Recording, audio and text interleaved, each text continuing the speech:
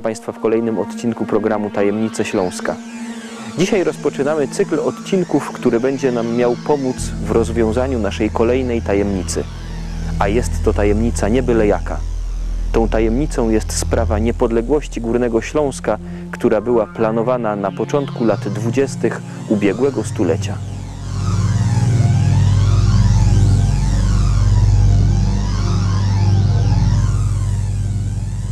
Ze sprawą, którą chcemy wyjaśnić, związanych jest kilka postaci.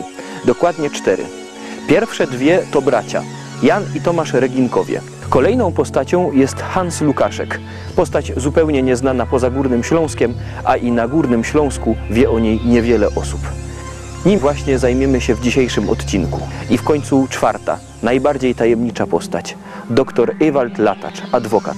Urodzony w Katowicach, praktykował w Wodzisławiu Śląskim i w Raciborzu.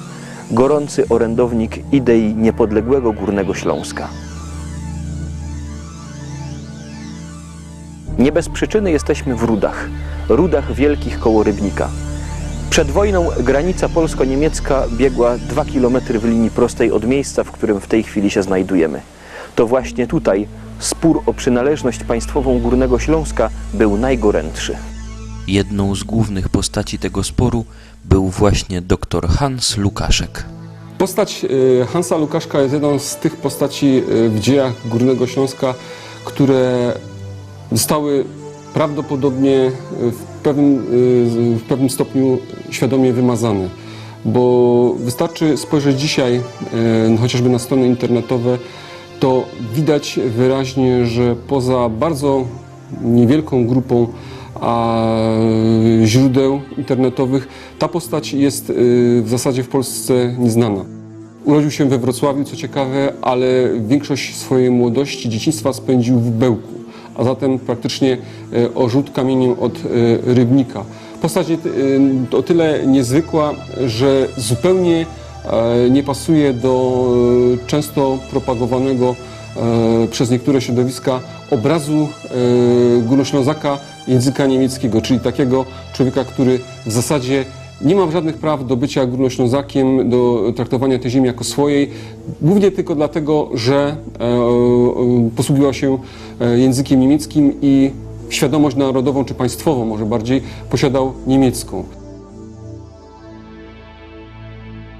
Urodził się w mieszczańskiej rodzinie w 1885 roku. Był zatem rówieśnikiem Ewalda Latacza. Przeszedł podobną drogę, kończy studia prawnicze, rozpoczyna praktykę w samorządzie miejskim, ale jako wódki prawnik, mający nadto korzenie śląskie, górnośląskie, znający trochę śląską gwarę, zostaje w latach I wojny światowej skierowany do Rybnika, gdzie wkrótce zostaje burmistrzem jako niespełna 31-letni człowiek. Jest urzędnikiem przy tym niezwykle wódkim, niezwykle sprawnym. To jemu, burmistrzowi Rybnika, mieszkańcy tego miasta zawdzięczają, że w latach I wojny światowej aprowizacja w Rybniku, w przeciwieństwie do innych miast Rzeszy, działała o wiele sprawniej i że trudności z tym związane były zdecydowanie mniejsze. Kształcił się w naukach prawnych, a zatem był człowiekiem, który bardzo dobrze znał mechanizmy funkcjonowania ówczesnego prawa. Nie miał za sobą żadnej kariery wojskowej i co ważne, pochodził ze środowiska katolickiego i związanego z partią Centrum, co w pewnym momencie miało być jego wielką przepustką do polityki. Udało mu się na pewno w jakiś sposób trzymać w ryzach napięcie, jakie na pewno w społeczeństwie pojawiało się coraz bardziej, im bliżej roku 1918. Wiązało się to z potężnymi, coraz to bardziej utrudniającymi życie ograniczeniami, brak materiałów, towarów, ograniczenia w handlu żywnością, wprowadzenie pieniądza zastępczego, który także pojawił się na terenie miasta Rybnika. To wszystko powodowało, że na pewno nie była to łatwa sytuacja, w której się znalazł, jak również politycznie, ponieważ coraz bardziej ruchy o charakterze lewicowym, skrajnie lewicowym, komunizujące, zdobywały poparcie wśród mas robotniczych niezadowolonych z całej sytuacji, przyciągającej się w nieskończoność i niekończącej się żadnym sukcesem wojny. Po I wojnie światowej, przegranej przez państwa centralne, na Górnym Śląsku ścierały się trzy koncepcje. Pierwsza postulowała status quo ante, czyli pozostawienie całego Śląska w granicach Niemiec. Druga chciała niepodległego Górnego Śląska. I trzecia, która postulowała tak zwany powrót do macierzy, czyli do Polski. Problem polegał na tym, że z tą macierzą Górny Śląsk nie był związany przez kilkaset poprzednich lat. W tym okresie kariera Hansa Lukaszka toczyła się już bardzo szybko, a jednocześnie dojrzewała w nim myśl, aby Górny Śląsk był samodzielnym państwem. Po krótkim okresie tymczasowości został mianowany starostą powiatowym i w zasadzie na tym stanowisku przetrwał aż do najścia wiosny 1920 roku. Ten przedział czasu między początkiem 1919 a wiosną 1920 roku był o tyle znamienny, że za jego rządów przez powiat rybnicki przetoczyła się fala strajków, jak również walk, które określone są w historiografii polskiej jako pierwsze powstanie śląskie, które w sierpniu 1919 roku zahaczyły także o tereny miasta Rybnika, a przede wszystkim powiatu rybnickiego. Rozpoczęła się ostra walka, w której jego rola zmniejszyła się coraz bardziej, ponieważ jego poglądy z pewnością bardzo wielu środowiskom nie były zbyt przychylne.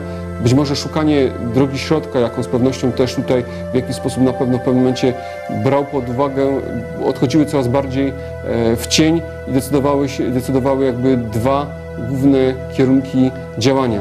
Walka o utrzymanie w ramach państwa niemieckiego, Republiki Weimarskiej to jest jeden kierunek, a drugi przyłączenie Górnego Śląska do odradzającej się II Rzeczypospolitej Polskiej. Lukaszek stał się orędownikiem trzeciej opcji – niepodległości Górnego Śląska. Uważał, że właśnie niepodległość będzie dla tego regionu najlepszym wyjściem. Optuje, ale w sposób o wiele bardziej dyskretny niż Latacz czy bracia Reginkowie, na rzecz państwa górnośląskiego. Tym, co go bardziej zajmuje, tym, w czym widzi przyszłość Śląska, jest to idea autonomii, ale nie pod polskim, a pod niemieckim panowaniem.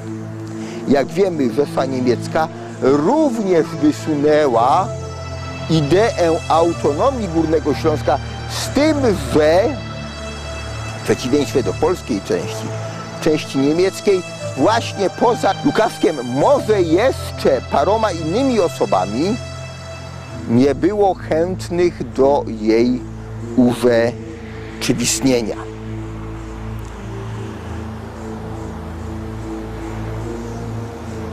Idąc dalej, Lukaszek jest w okresie Republiki Weimarskiej cenionym politykiem partii Centrum, a jednocześnie znanym wrocławskim adwokatem,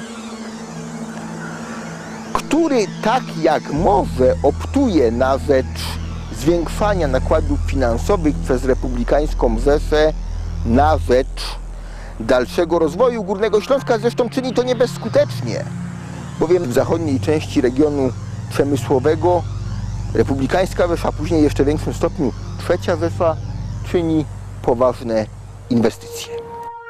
W tych działaniach dr Hans Lukaszek miał rzeczywiście swój niemały udział. Bardzo duże znaczenie zaczął odgrywać od tego momentu aż po okres II wojny światowej, bo wydaje się, że to był chyba jego najlepszy czas, bo z jednej strony w krótkim okresie 2 lat sprawował urząd nadburmistrza miasta Zabrze, ówczesny Hindenburg, jak również bardzo szybko z tego stanowiska awansował na stanowisko prezydenta rejencji górnośląskiej i wydawało się, że był to szczyt jego kariery. W okresie reżimu nazistowskiego Lukaszek zupełnie wycofuje się z życia politycznego. Choć jest więcej niż pewne, że utrzymywał jakieś kontakty z opozycyjną grupą pod przywództwem hrabiego Helmuta von Moltke zwaną Kreisauerkreis. Gestapo o tych kontaktach wiedziało i Łukaszek po nieudanym zamachu na Hitlera autorstwa hrabiego Klausa von Stauffenberga z 20 lipca 1944 roku zostaje aresztowany. Mało kto wie, że również był więziony w obozie koncentracyjnym za swoją działalność przeciwko reżimowi Adolfa Hitlera. Jednak był zapewne dobrym konspiratorem, albowiem Gestapo nie udało się udowodnić żadnych bliższych kontaktów, takich, które pozwoliłyby na wydanie wyroku skazującego w ostatnich dniach grudnia 1944 roku, przewidując zniszczenie miasta, które ogłoszono twierdzą, jak również będąc pewni faktu, że Śląsk od Rzeszy Niemieckiej po klęsce III Rzeszy odpadnie. Wyjeżdża na zachód Niemiec, tam doczekał się końca wojny. Wcześniej miał jeszcze spore problemy z Sowietami, ponieważ działał na terenie Turyngii, a jego działalność ta została przez Rosjan określona jako wroga. Został aresztowany, czyli po raz drugi w zasadzie znowu przez inne państwo totalitarne i w zasadzie ostatecznie ląduje już po zachodniej stronie, gdzie współorganizuje tworzenie właśnie państwa niemieckiego, czyli Republiki Federalnej Niemiec. Podejmuje działalność na nowo, tym razem jako polityk partii chrześcijańsko-demokratycznej. W 1949 roku w rządzie Konrada Adenauera Hans Łukaszek zostaje ministrem do spraw wypędzonych. Dr Hans Łukaszek zmarł w roku 1960 we Freiburgu. Do swych rodzinnych stron nie powrócił już nigdy, a jego ukochany Heimat, Górny Śląsk, nigdy nie otrzymał niepodległości. Dziś, po ponad 90 latach od tamtych wydarzeń, możemy się zastanawiać, jak wyglądałby nasz region, gdyby historia w latach 1918-1922 potoczyła się nieco inaczej, być może korzystniej.